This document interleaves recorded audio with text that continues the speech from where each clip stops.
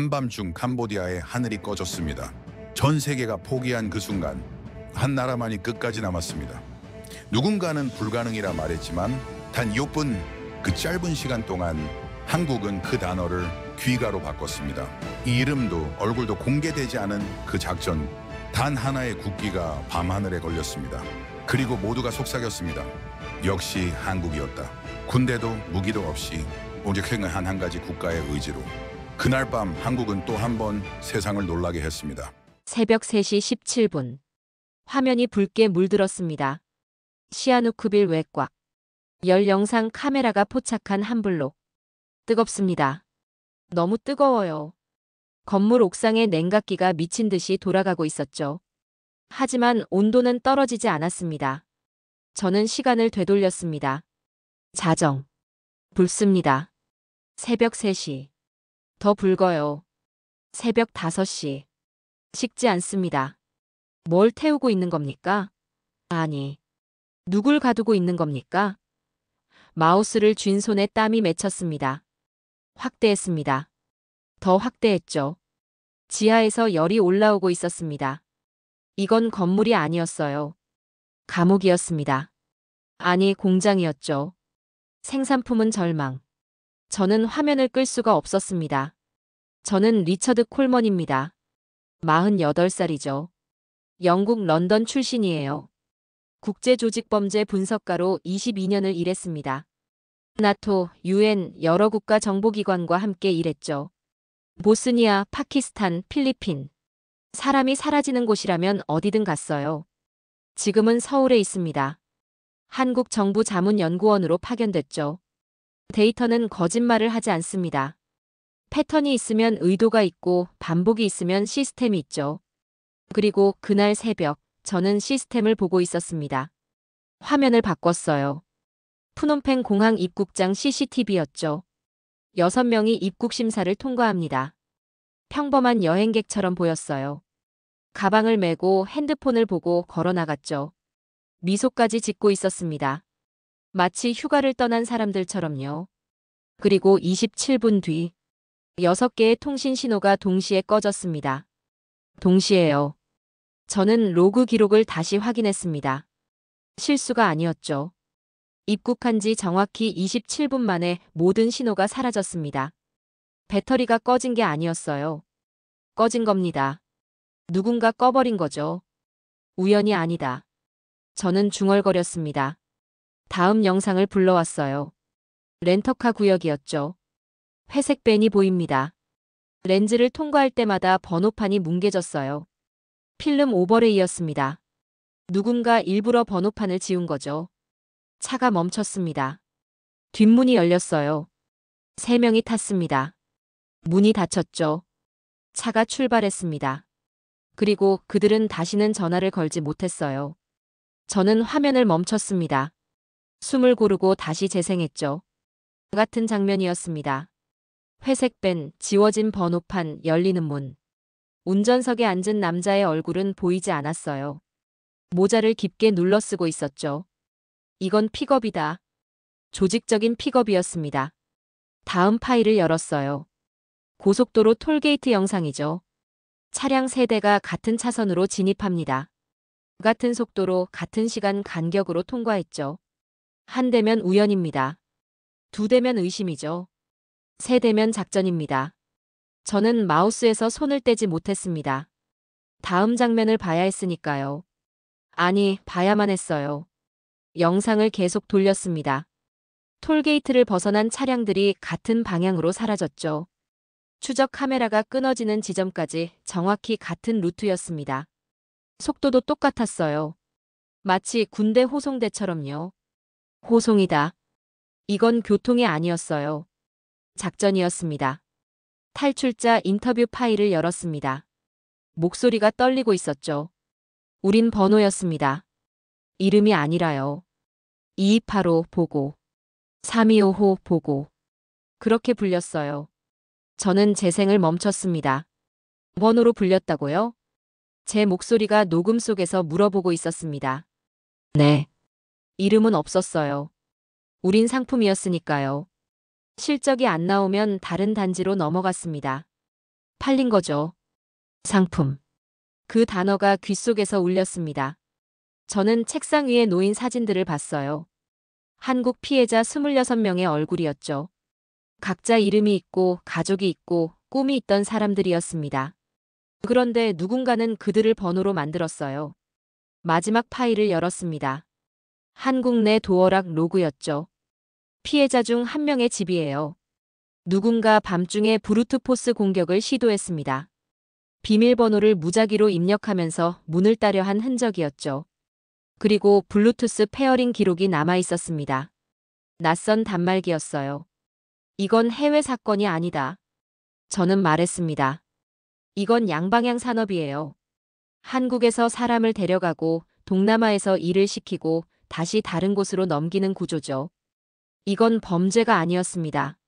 산업이었어요. 저는 의자에서 일어났습니다. 창밖을 봤죠. 서울 여의도의 불빛이 반짝이고 있었습니다. 하지만 제 머릿속엔 프놈펜의 어둠만 맴돌았어요. 번호판이 사라지고 사람이 사라졌습니다. 통신 신호가 꺼지고 이름이 꺼졌죠. 열 영상은 진실을 말하고 있었습니다. 도시는 공장을 닮았고 생산품은 절망이었어요. 저는 노트를 펼쳤습니다. 첫 줄에 이렇게 적었죠. 이건 통계가 아니다. 전쟁이다. 그리고 그 순간 제 휴대폰이 울렸습니다. 한국 외교부였어요. 콜먼 박사님, 긴급회의가 소집됐습니다. 새로운 단서가 나왔어요. 한국이 움직입니다. 한국. 그 이름을 들었을 때 저는 뭔가 달라질 거라고 느꼈습니다. 왜냐하면 지금껏 봐온 그 어떤 국가도 이렇게 빨리 움직이지 않았으니까요. 서울 여의도 합동대책본부에 들어섰을 때 저는 회의실을 보지 못했습니다. 전쟁실을 봤어요. 화이트보드 3개가 벽을 채우고 있었죠. 첫 번째 보드엔 피해자들의 동선이 그려져 있었습니다. 두 번째엔 자금 흐름이 표시돼 있었고 세 번째엔 통신 패턴이 펼쳐져 있었어요. 동시에 말입니다. 민간 탐정팀, 사이버 포렌식 전문가, 경찰 국제범죄수사대, 재외공관 실무진이 한 테이블에 앉아 있었습니다. 저는 22년간 유엔, 나토, 여러 국가 기관과 일했죠. 하지만 이런 구성은 처음 봤습니다. 콜먼 박사님 앉으시죠. 외교부 국장이 말했습니다. 저는 자리에 앉았어요. 브리핑 시작하겠습니다. 경찰팀장이 일어섰습니다. 손에 태블릿을 들고 있었죠. 현재까지 확인된 피해자는 26명입니다. 캄보디아 시아누쿠빌과 푸놈펜 일대에 분산돼 있을 가능성이 큽니다. 통신 신호는 모두 끊겼어요. 그가 화면을 넘겼습니다. 하지만 우리는 기다리지 않습니다. 그 말에 저는 고개를 들었습니다. 재외 공관은 이미 현지 치안 당국과 접촉했습니다. 항공사, 렌터카 업체, 해상 운항사와 비공식 핫라인을 개통했어요. 비공식 핫라인이라고요? 질문을 올리고 답을 기다리는 게 아닙니다. 국장이 말했어요. 우리는 결정하고 통보하고 실행합니다. 저는 눈을 깜빡였습니다. 서구 시스템에선 이렇게 하지 않습니다. 절차가 있고 승인이 있고 검토가 있죠. 보고서를 쓰고 위원회를 거치고 그 다음에 움직입니다. 하지만 여기선 이미 움직이고 있었어요. 사전 차단 작업도 진행 중입니다. 사이버 팀장이 말했습니다. SNS와 취업 포털에 키워드 트랩을 깔았어요. 고수익 해외 근무, 숙식 제공, 비자 지원. 이런 단어들이 올라오면 즉시 알림이 갑니다. 공항 출국 라인에도 마이크로 알림 시스템을 배치했습니다. 경찰이 덧붙였죠. 동남아행 항공편 탑승객 중 위험 패턴이 감지되면 출국장에서 한 번 더 확인합니다. 저는 메모를 하려고 했습니다. 하지만 손이 멈췄죠. 이건 이론이 아니었어요. 작전이었습니다. 구조 시뮬레이션도 돌렸습니다. 군 출신으로 보이는 남자가 일어섰어요. 해상 루트와 육상 루트 두 축으로 워게임을 진행했습니다. 정전 상황, 침투 경로, 이탈 시나리오를 모두 검토했어요. 그가 지도를 펼쳤습니다. 현지 당국의 체면을 고려한 무혈 시나리오입니다. 플랜 B는 국경 회피 회랑, 플랜 C는 의료 에스코트 루트예요. 저는 지도를 봤습니다. 3개의 빨간 선이 그려져 있었죠. 하나가 막히면 다른 길로 가는 겁니다. 실패를 가정한 플랜이 2개 더 있었어요. 회의는 여기까지입니다. 국장이 말했습니다. 각자 맡은 파트 진행하시고 내일 아침 7시에 다시 모이겠습니다. 회의 시간은 18분이었습니다. 체크리스트는 3페이지였죠. 저는 자리에서 일어나지 못했어요. 영국에서, 나토에서, 유엔에서 일할 때 회의는 최소 2시간이었습니다. 발표 자료만 50페이지가 넘었죠. 그리고 결론은 대부분 추가 검토였습니다.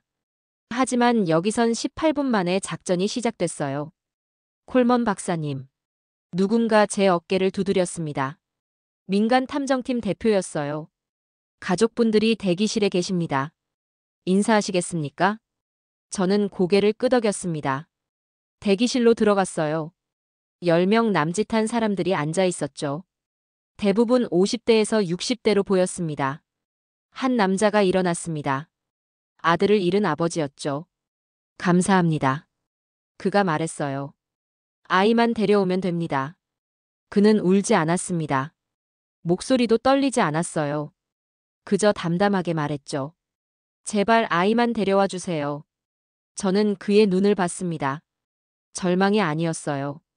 간절함이었습니다. 최선을 다하겠습니다. 제가 할 수 있는 말은 그것뿐이었어요. 밖으로 나왔을 때 저는 복도에서 멈춰 섰습니다. 창밖으로 한강이 보였어요. 불빛이 강물에 반사되고 있었죠. 속도는 권위가 아니라 존중에서 나왔다. 저는 중얼거렸습니다. 이 팀은 명령을 기다리지 않았어요. 움직였습니다. 보고서를 쌓지 않았어요. 사람을 찾았습니다. 절차를 지키되 절차에 갇히지 않았죠. 저는 노트를 꺼냈습니다. 한 줄을 적었어요. 분석가는 오늘 작전 요원이 된다. 그리고 그 순간 제 휴대폰에 메시지가 왔습니다. 작전명 홈. 합류 의사 확인 바랍니다. 저는 답장을 보냈어요. 합류합니다. 22년간 저는 데이터를 봤습니다. 오늘부터는 사람을 보겠습니다. 이 팀이라면 가능해요. 나도 이 방식으로 갑니다. 회의실로 다시 돌아왔습니다. 화이트보드 앞에 서 있던 국장이 저를 봤어요. 박사님, 분석 자료 준비됐습니까? 네, 지금 바로 공유하겠습니다. 저는 노트북을 열었습니다. 푸놈펜 공항부터 시아누쿠빌까지의 동선 분석, 열 영상 데이터, 통신 로그를 화면에 띄웠죠. 27분. 저는 말했습니다. 공항에서 신호가 끊어지기까지 걸린 시간입니다. 이건 우연이 아니에요. 시스템입니다. 팀원들이 화면을 봤습니다. 호송 패턴도 확인됐습니다. 차량 3대가 같은 루트로 움직였어요. 이건 단순 범죄가 아닙니다. 산업이죠. 국장이 고개를 끄덕였어요. 좋습니다.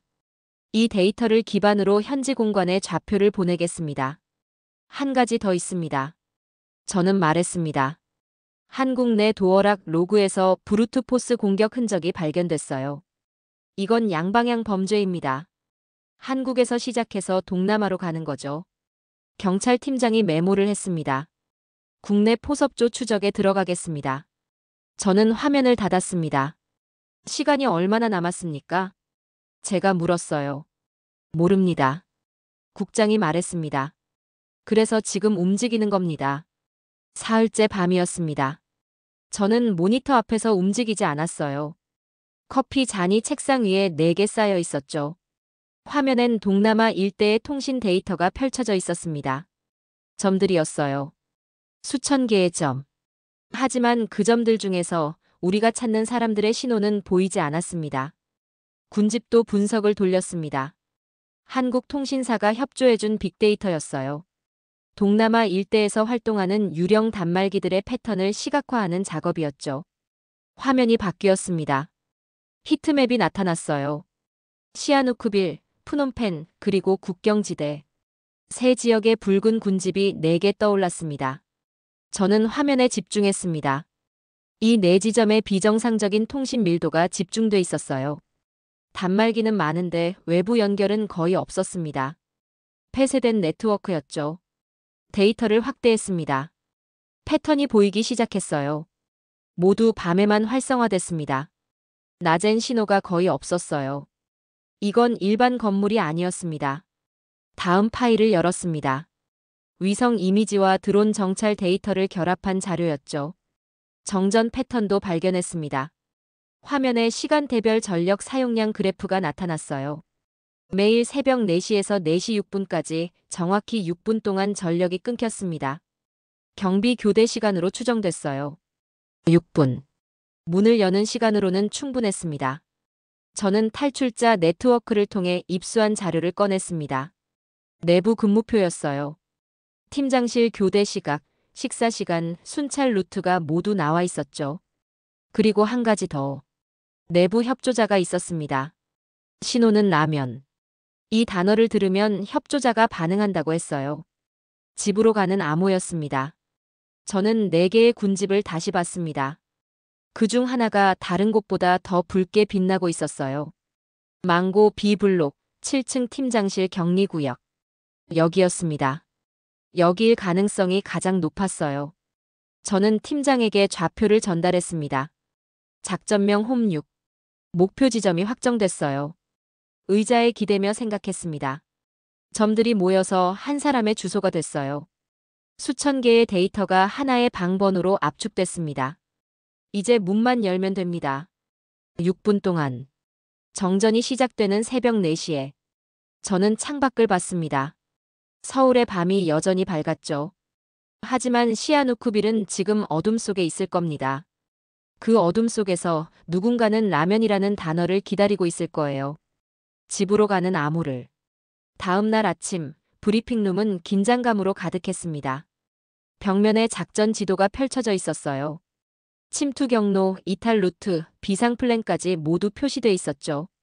증거체인 설계가 완료됐습니다. 급여 대장, 이체 기록, 감시 카메라 하드를 동시에 봉인하는 계획이었어요. 법적 리스크를 최소화하면서 증거 가치를 보존하는 프로토콜이었죠. 외교 라인도 정리됐습니다. 현지 당국과 체면 유지 시나리오에 합의했어요. 무혈 원칙, 저가시성 원칙을 지키면서 진행하기로 했습니다. 모든 퍼즐이 맞춰지고 있었습니다. 저는 자료를 내려놓고 말했습니다. 정전 윈도우는 6분이라고요. 6분 안에 들어가서 사람을 찾고 증거를 챙기고 나와야 했어요. 실패하면 기회는 없었습니다. 국장이 일어섰습니다. 작전명 홈 6발령. 목표는 사람 회수 1순위, 증거 보존 1.5순위. 둘 다 들고 귀환한다고 했어요. 저는 노트에 한 줄을 적었습니다. 귀가는 행운이 아니라 설계다. 그리고 그날 밤 시아누쿠빌에서 정전이 시작됐습니다.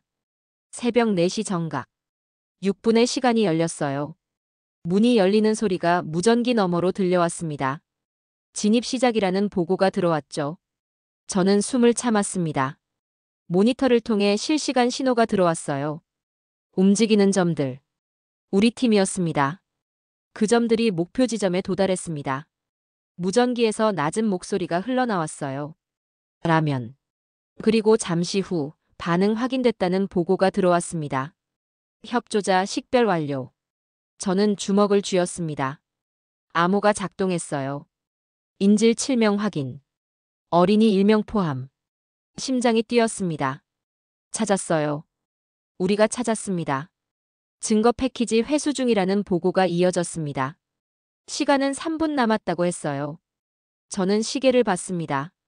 초침이 돌아가고 있었어요. 3분. 180초. 그 시간 안에 모든 게 끝나야 했습니다. 이탈 시작. 저는 화면에서 눈을 떼지 못했습니다. 점들이 움직이고 있었어요. 천천히 하지만 확실하게. 출구를 향해. 외부 도달. 무혈 이탈 완료. 저는 숨을 내쉬었습니다. 해냈어요. 우리가 해냈습니다. 6분 동안 문이 열렸고 사람들이 나왔습니다. 저는 노트를 펼쳤습니다. 마지막 줄에 이렇게 적었어요. 오늘 점이 선이 되고 선이 문을 만들었다. 창밖을 봤습니다. 서울의 새벽이 밝아오고 있었어요. 하지만 제 가슴 속엔 여전히 긴장이 남아 있었습니다. 이건 시작일 뿐이었으니까요. 아직 집까지 데려가야 했습니다. 이틀 뒤 저는 새로운 파일을 열고 있었습니다. 한국인 팀장의 프로파일이었어요. 이름은 김현수. 36살. 부산 출신이었죠. 그의 얼굴을 보는 순간 저는 멈칫했습니다. 이 사람도 피해자였어요. 과거 기록을 추적했습니다.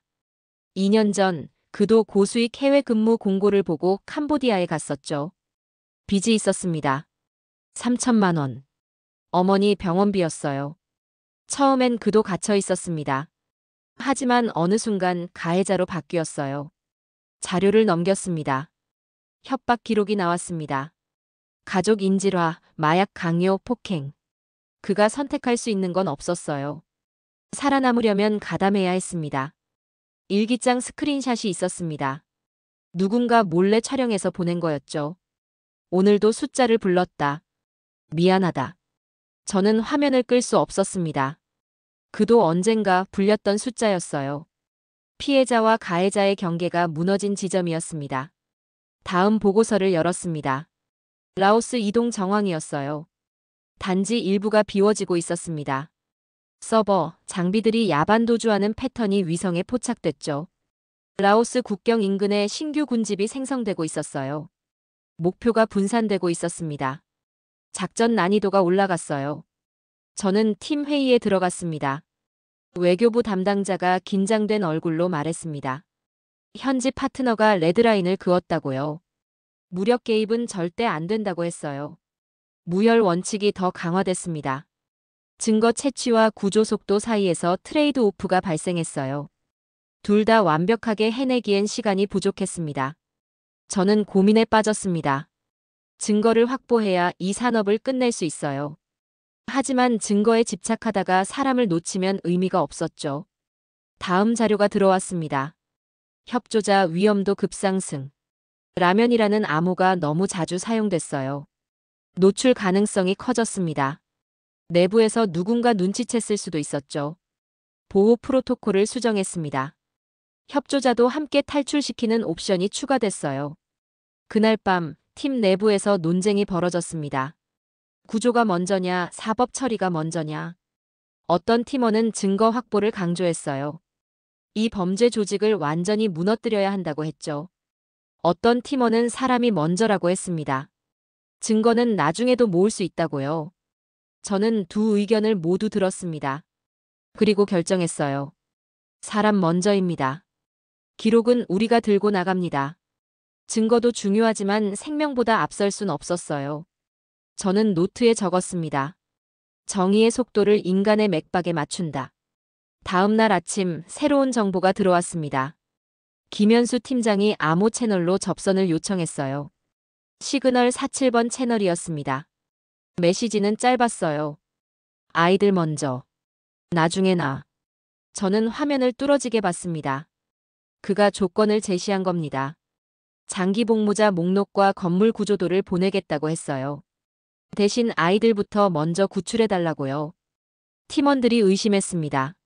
함정일 수도 있다고요. 하지만 저는 달랐어요. 그도 이 지옥의 일부였지만 오늘은 문을 여는 손입니다. 파일이 전송됐습니다. 상세한 내부 구조도, 경비 배치, 근무 시간표. 모든 게 담겨 있었어요. 저는 데이터를 분석했습니다. 거짓이 아니었습니다. 위성 데이터, 드론 정찰과 모두 일치했어요. 그는 진심이었습니다. 악은 때로 우리말로 사과했어요. 저는 창밖을 봤습니다. 서울의 하늘이 흐렸죠. 비가 올 것 같았어요. 시아누쿠빌도 지금쯤 비가 내리고 있을까요? 그곳에선 누군가 마지막 선택을 하고 있었습니다. 죄책감과 용기 사이에서. 다음 회의에서 작전이 수정됐습니다. 1차 목표는 피해자 구출. 2차 목표는 증거 확보. 3차 목표는 협조자 보호. 우선순위가 명확해졌어요. 저는 팀원들의 얼굴을 봤습니다. 모두 긴장하고 있었죠. 하지만 흔들리지 않았어요. 이 팀은 준비돼 있었습니다. 법무팀이 보고했습니다. 증거봉인 프로토콜이 완성됐다고요. 서버룸 자료를 미러링하는 방식으로 가기로 했어요. 자폭 스크립트가 작동해도 증거는 살아남을 수 있었습니다. 외교팀도 준비됐습니다. 현지 경찰과 체면 유지 각본을 완성했어요. 정전 점검이라는 명목으로 공동 안전 점검을 진행하기로 했죠. 모든 조각이 맞춰지고 있었습니다. 저는 김현수의 마지막 메시지를 다시 봤습니다. 아이들은 데려가라. 난 여기 남겠다. 그는 자신이 나올 수 없다는 걸 알고 있었어요. 가담자로 살았던 시간들. 그 죄는 지워지지 않았습니다. 하지만 오늘 그는 선택했어요. 마지막 순간에 인간으로 남기로. 저는 노트를 펼쳤습니다. 한 줄을 적었어요. 그는 죄인으로 남았지만 문을 연 순간 인간이었다. 밤이 깊어갔습니다. 내일이면 두 번째 작전이 시작됩니다. 이번엔 더 복잡했어요. 라오스 국경까지 고려해야 했죠. 하지만 저는 믿었습니다. 우리가 해낼 거라고요. 왜냐하면 우리는 사람을 포기하지 않으니까요. 국경은 선이고 법은 벽이지만 우리의 의지는 그보다 강했습니다. 저는 김현수의 파일을 다시 한번 열었습니다. 그의 어머니 사진이 있었어요. 병상에 누워 계셨죠. 그가 이 길을 선택한 이유였습니다. 빚 3천만 원. 그 숫자가 한 사람을 지옥으로 밀어넣었어요. 하지만 오늘 그 사람은 다른 이들을 지옥에서 꺼내려 하고 있었습니다. 저는 모니터를 끄고 일어섰습니다. 내일을 위해 쉬어야 했어요. 하지만 잠들기 전 마지막으로 생각했습니다. 김현수는 지금 무슨 생각을 하고 있을까요? 그는 아이들이 나가는 걸 보게 될까요? 그리고 그 순간 그는 용서받을 수 있을까요? 저는 답을 알 수 없었습니다. 하지만 한 가지는 확실했어요. 오늘 그는 옳은 선택을 했습니다. 그리고 우리도 그를 저버리지 않을 겁니다. 새벽 4시가 다가오고 있었습니다. 저는 서울 작전실에서 모니터를 응시하고 있었어요. 실시간 신호가 들어오고 있었죠. 시아누쿠빌은 지금 밤이었습니다. 작전명 홈6. 두 번째 진입이 시작됐어요. 화면에 초록색 점들이 움직이고 있었습니다. 우리 팀이었죠. 정전 윈도우 6분. 시간이 흐르기 시작했습니다. 무전기에서 낮은 목소리가 들려왔어요. 출입 통제 패널 우회 완료. 소음 마스킹 작동 중. 저는 숨을 죽였습니다. 망고 B블록 7층. 목표 지점이었어요. 내부 카메라 피드 루프 성공. 시야 확보. 팀원들이 계단을 올라가고 있었습니다. 발소리가 들리지 않게 천천히요. 팀장실 접근 중. 저는 시계를 봤습니다. 1분이 지났어요. 라면. 무전기에서 암호가 흘러나왔습니다. 잠시 정적이 흘렀어요. 그리고 반응 확인. 협조자 식별 완료. 저는 주먹을 쥐었습니다. 암호가 작동했어요. 목소리 떨림으로 신원 확인. 안내 시작. 협조자가 움직이고 있었습니다. 은닉된 위치로 팀을 안내하고 있었죠. 인질 7명 발견. 어린이 1명 포함. 심장이 뛰었습니다. 찾았어요. 증거 패키지 회수 시작. 법무팀이 준비한 프로토콜대로 움직이고 있었습니다. 급여 대장, 계좌 스냅샷, 감시캠 하드. 세 가지를 동시에 봉인하고 있었어요. 서버룸 진입. 미러링 준비. 사이버팀이 원격으로 지원하고 있었습니다. 자폭 스크립트에 대비한 콜드 카피 작업이었죠. 시간은요? 제가 물었습니다. 3분 남았습니다. 180초. 아직 충분했어요. 미러링 완료. 증거 확보. 저는 안도의 숨을 내쉬었습니다. 인질 이동 시작. 어린이 귀마개 착용 완료. 팀원이 아이에게 소형 귀마개를 씌웠어요. 경보음이 울릴 경우를 대비한 거였죠. 현지 경찰 도착. 체면 시나리오 작동. 현지 당국과 사전에 합의한 각본이 진행되고 있었습니다. 정전 점검, 공동 안전 점검이라는 명목이었어요. 계단형 이탈 루트 진입. 팀이 건물을 빠져나가고 있었습니다. 2분 남았습니다. 저는 모니터에서 눈을 떼지 못했어요. 초록색 점들이 출구를 향해 움직이고 있었습니다. 외부 진입로 도달. 1분 남았습니다. 차량 탑승 시작. 점들이 건물 밖으로 나왔어요. 전원 탑승 완료. 이탈 시작. 저는 숨을 내쉬었습니다. 무혈 이탈 완료. 충돌 없음. 해냈어요. 우리가 해냈습니다. 작전실에 환호가 터져 나왔습니다. 하지만 저는 조용히 앉아 있었어요. 아직 끝이 아니었습니다. 이제 국경을 넘어야 했어요. 다음 날 새로운 변수가 발생했습니다. 라오스 국경 초소에서 절차 변경 통보가 왔어요. 예상치 못한 서류 요구였죠. 도장이 필요하다고 했습니다. 인도주의 통과를 위한 특별 허가장이었어요. 저는 외교팀과 긴급 회의를 했습니다. 플랜 C를 가동합니다. 우회 회랑을 사용하기로 했어요. 의료 이송 사유서로 인도주의 통과를 설득하는 방식이었죠. 시간이 얼마나 걸립니까? 6시간입니다. 6시간. 그 시간 동안 우리 팀은 국경 근처에서 대기해야 했어요. 위험했습니다. 추적당할 가능성이 있었죠. 차량 교체를 진행합니다. 현지 공조팀이 움직였어요. 먼지 날리는 공터에서 차량을 바꿨습니다. 추적을 따돌리기 위해서였죠. 그리고 또 다른 보고가 들어왔습니다. 국내 포섭조 역추적 작업이 완료됐다고요. 한국 내 포섭 거점을 동시에 급습했습니다. 경찰과 수사팀이 함께 움직였어요. 포섭 리스트가 회수됐습니다. 첫 페이지엔 이름들이 빼곡히 적혀 있었죠. 저는 그 이름들의 줄을 그었습니다. 연계고리를 절단하는 작업이었어요. 추후 보복이나 역추적 가능성을 원천 차단하는 거였죠. 협조자 신분 세탁 완료. 협조자에게 새 신발, 새 심카드, 새 이름을 지급했습니다. 그도 함께 탈출하기로 했어요.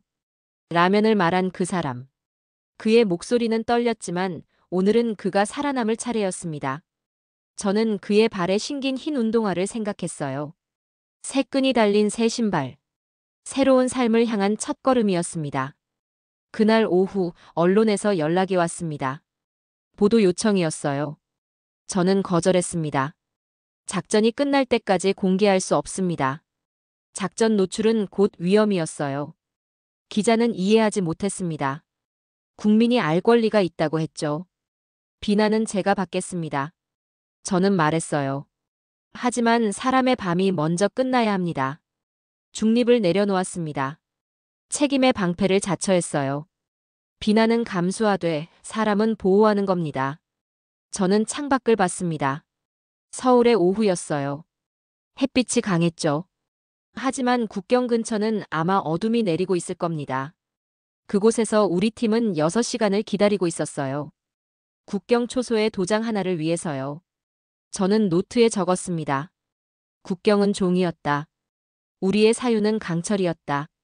그리고 그날 밤 드디어 허가가 떨어졌습니다. 인도주의 통과 승인. 우리 팀이 국경을 넘기 시작했어요. 라오스 초소의 둔탁한 스탬프 소리가 무전기 너머로 들렸습니다. 잉크 냄새까지 느껴지는 것 같았죠. 통과 완료. 저는 눈을 감았습니다. 해냈어요. 국경을 넘었습니다. 도시는 따라왔지만 우리는 더 멀리 갔어요. 전원 안전지대 진입. 환호가 터져 나왔습니다. 하지만 저는 조용히 앉아 있었어요. 아직 한 사람이 남아 있었으니까요. 김현수. 그는 여전히 그곳에 있었습니다. 사흘이 지났습니다. 7명은 무사히 귀국했어요. 가족들이 공항에서 기다리고 있었죠. 포옹하는 모습이 뉴스에 나왔습니다. 하지만 저는 여전히 모니터 앞에 앉아 있었어요.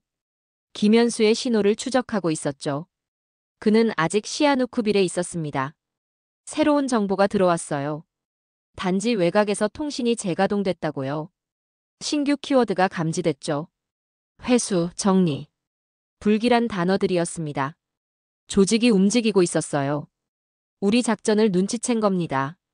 도심 외곽에서 검은 SUV 미행 의심 신고가 들어왔어요. 한국 교민 한 명이 목격했다고 했죠. 우리 팀을 추적하려는 시도였습니다. 차량 스위치로 회피했어요. 먼지 날리는 공터에서 차량을 바꿨죠. 번호판도 색깔도 다른 차였습니다. 하지만 긴장감은 계속 높아졌어요. 더 심각한 문제가 있었죠. 협조자 신변 노출 가능성이었습니다. 내부 로그에서 라면 키워드가 역추적되고 있다는 정황이 포착됐어요. 누군가 암호 사용 패턴을 분석하고 있었죠. 신분 세탁을 즉시 실행했습니다. 협조자에게 새 신발, 새 심카드, 새 이름을 지급했어요. 그와 동시 탈출 계획을 세웠죠. 저는 그가 신은 흰 운동화를 떠올렸습니다. 새 끈이 달린 신발. 그게 그의 새로운 시작이 될 거예요. 라면을 말한 그 혀가 오늘은 떨렸지만 이제 그는 살아남을 겁니다. 한국 내에서도 움직임이 있었어요. 국내 포섭조 거점을 동시에 급습했죠. 경찰과 수사팀이 함께 움직였습니다. 서울, 부산, 대구. 세 곳에서 동시에 문이 열렸어요. 포섭 리스트가 회수됐죠. 이름들이 빼곡히 적힌 문서였습니다. 저는 각 이름마다 줄을 그으며 연계고리를 끊어나갔어요. 첫 페이지부터 마지막 페이지까지요. 추후 보복 가능성을 원천 차단하는 작업이었죠. 이 전쟁은 한 곳에서만 벌어지는 게 아니었습니다. 동남아에서 한국에서 동시에 진행되고 있었어요. 그날 오후 언론에서 또 연락이 왔죠. 긴급 보도를 하고 싶다고 했습니다. 국민이 알 권리가 있다고 했어요. 저는 거절했죠. 작전 노출은 곧 위험이었습니다. 아직 현장에 남아있는 사람들이 있었어요.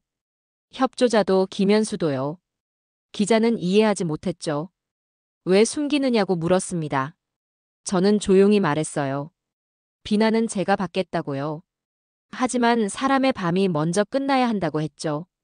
보도는 잠시 미뤄달라고 했습니다. 사람의 밤이 먼저 끝나야 한다고요. 중립을 내려놓았어요. 책임의 방패를 자처했죠. 저는 22년간 분석가였습니다. 객관성을 지키는 게 제 일이었어요. 하지만 오늘은 달랐죠. 오늘은 사람 편에 서기로 했습니다. 휴대폰 화면에 기자의 발신 알림이 계속 떴어요. 저는 화면을 닫았죠. 밤이 깊어갔습니다. 새로운 보고가 들어왔어요.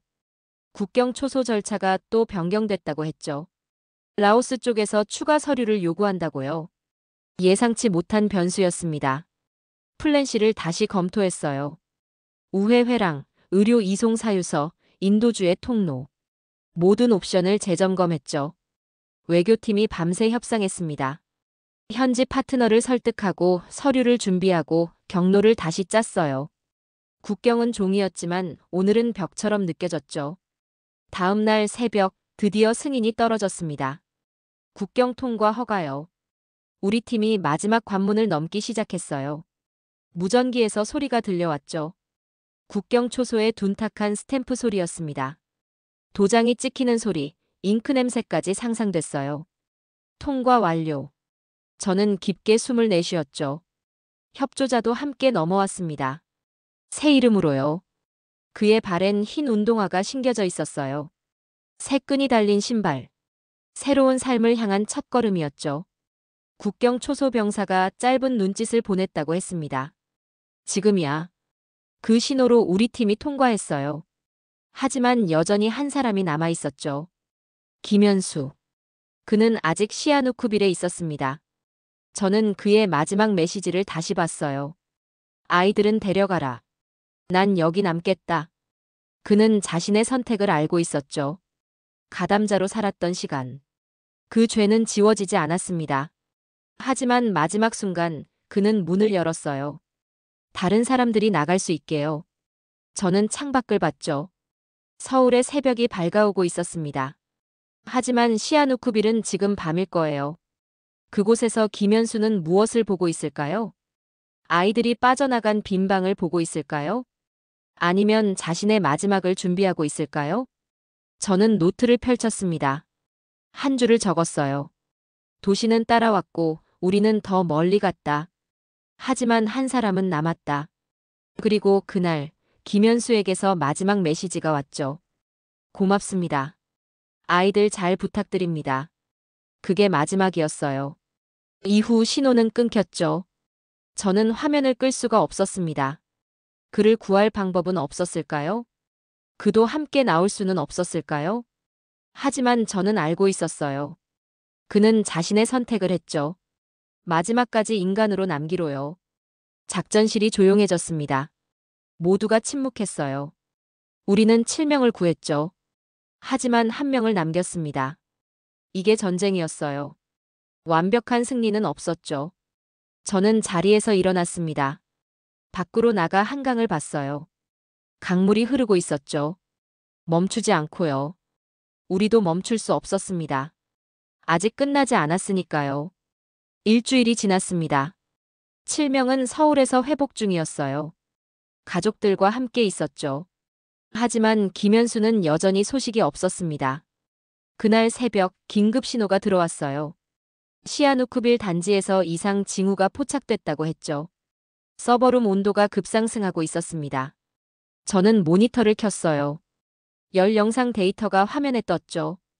붉은색이었습니다. 너무 뜨거웠어요. 냉각기가 정지됐습니다. 의도적이었어요. 자폭 시도입니다. 사이버팀이 보고했죠. 서버룸에 자폭 스크립트가 작동하고 있었습니다. 카운트다운 90초. 증거가 타버리는 겁니다. 미러링 백업 가동합니다. 팀원이 외쳤어요. 원격으로 데이터를 복사하기 시작했죠. 시간과의 싸움이었습니다. 70초 남았습니다. 저는 숨을 참았어요. 화면에 진행률이 떴습니다. 40%, 50%, 60%, 50초, 80%, 30초, 95%, 20초. 백업 완료. 저는 주먹을 쥐었습니다. 증거는 살아남았어요. 서버가 타도 진실은 남았죠. 그날 오후 새로운 메시지가 왔습니다. 김현수였어요. 아이들 잘 도착했습니까? 저는 손이 떨렸죠. 답장을 보냈습니다. 네, 모두 무사합니다. 잠시 후 다시 메시지가 왔어요.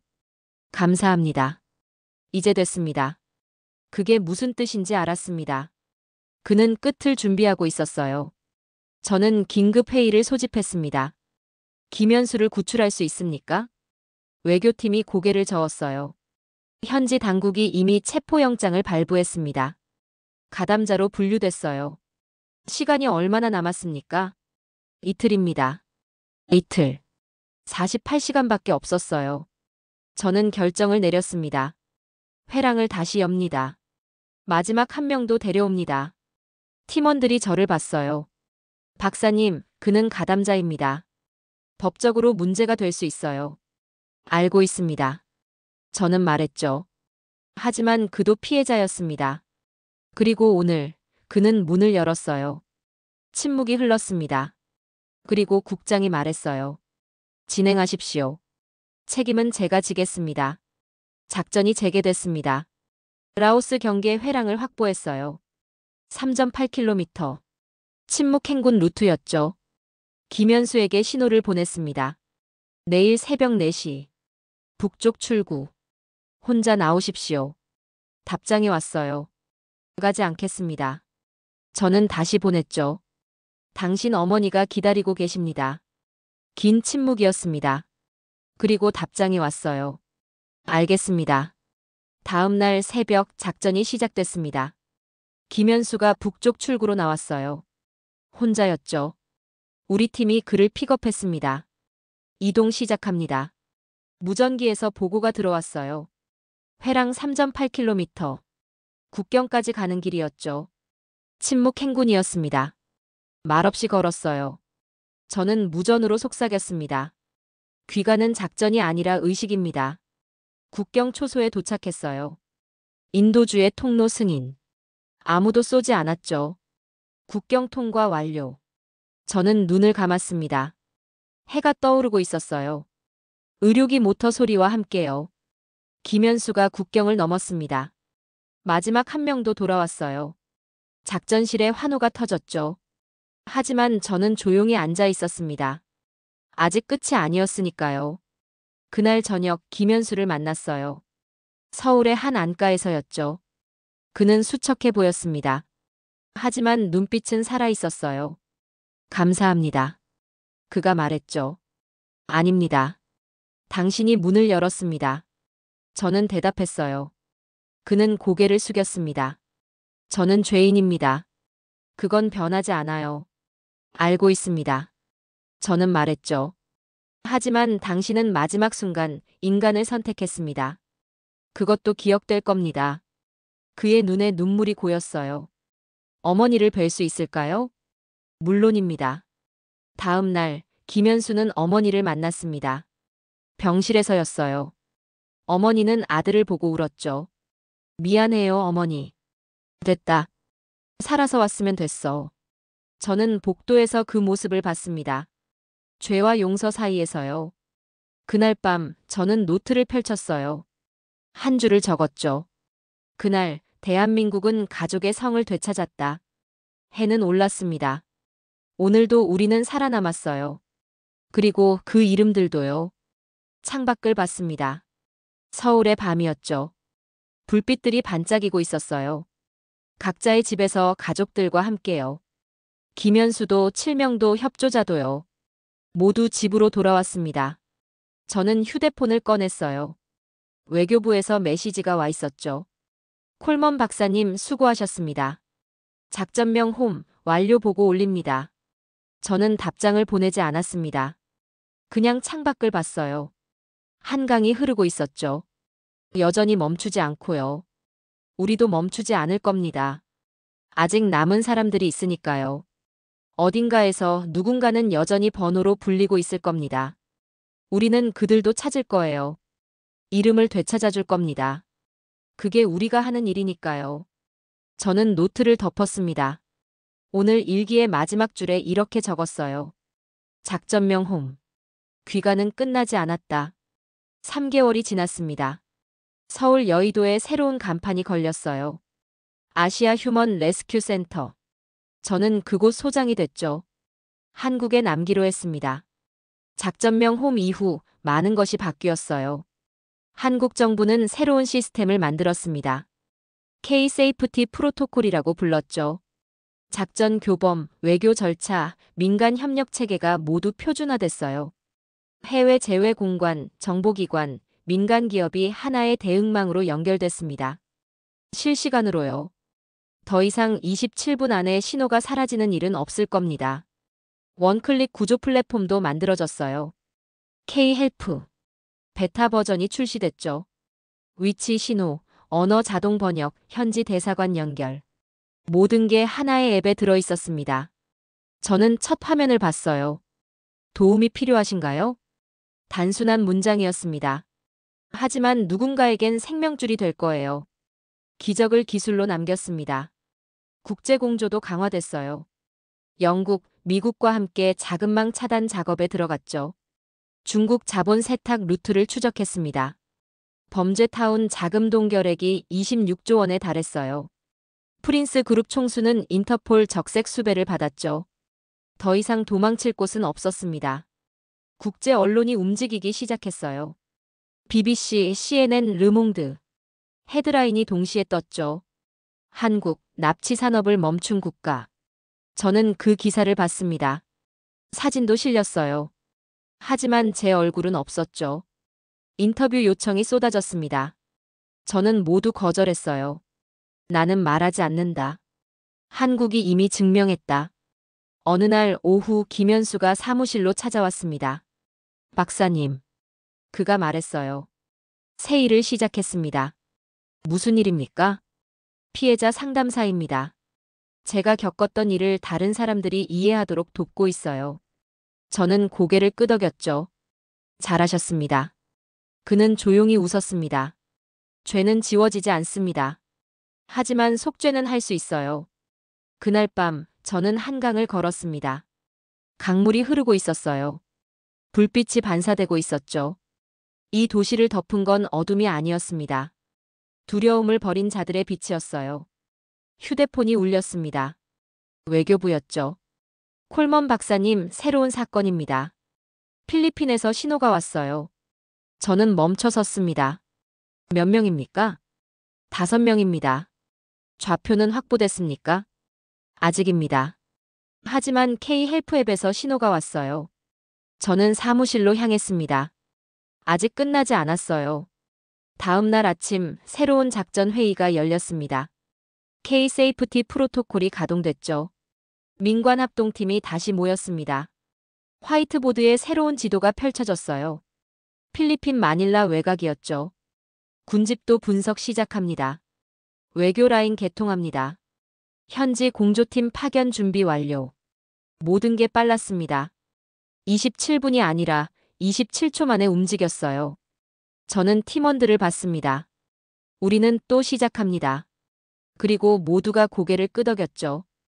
그날 저녁, 저는 연구소 책상에 앉아 있었습니다. 노트를 펼쳤어요. 첫 페이지에 적힌 문장을 다시 봤죠. 작전명 홈. 귀가는 끝나지 않았다. 저는 펜을 들었습니다. 새로운 줄을 적었어요. 작전명 홈 투. 필리핀. 5명. 창밖을 봤습니다. 서울의 밤이었죠. 이 도시에서 저는 많은 것을 배웠습니다. 속도는 권위가 아니라 존중에서 나온다는 것. 국가는 약속을 이행할 때 강해진다는 것. 그리고 기적은 표준으로 만들 수 있다는 것. 저는 22년 동안 수많은 데이터를 봤습니다. 하지만 국가가 국민을 데려오는 장면. 그건 통계로는 설명되지 않았어요. 한국은 불가능을 절차가 아닌 의지로 바꾼 나라였습니다. 그날 이후 제 임무는 분석이 아니라 증언이 됐어요. 오늘도 노트 첫 줄에 이렇게 씁니다. 버튼 하나가 어떤 어머니의 밤을 바꾼다. 국가는 약속을 지킬 때 강해진다. 기적을 표준으로 만든 나라. 그게 대한민국이다. 저는 펜을 내려놓았습니다. 모니터를 켰어요. 필리핀 군집도가 화면에 떴죠. 붉은 점 5개가 보였습니다. 저는 키보드에 손을 올렸습니다. 분석을 시작했어요. 아직 끝나지 않았으니까요. 어딘가에서 누군가는 여전히 번호로 불리고 있습니다. 우리는 그들을 찾을 겁니다. 이름을 되찾아줄 거예요. 왜냐하면 국가는 사람을 포기하지 않으니까요. 그게 제가 본 대한민국의 방식이었습니다. 저는 회의실 창문 너머로 한강을 봤어요. 강물이 흐르고 있었죠. 멈추지 않고요. 우리도 멈추지 않을 겁니다. 새벽이 밝아오고 있었습니다. 작전실에 불이 켜졌어요. 팀원들이 하나둘 들어오고 있었죠. 오늘도 누군가를 집으로 데려갈 겁니다. 저는 노트를 덮었습니다. 마지막 페이지에 이렇게 적었어요. 나는 연구자가 아니다.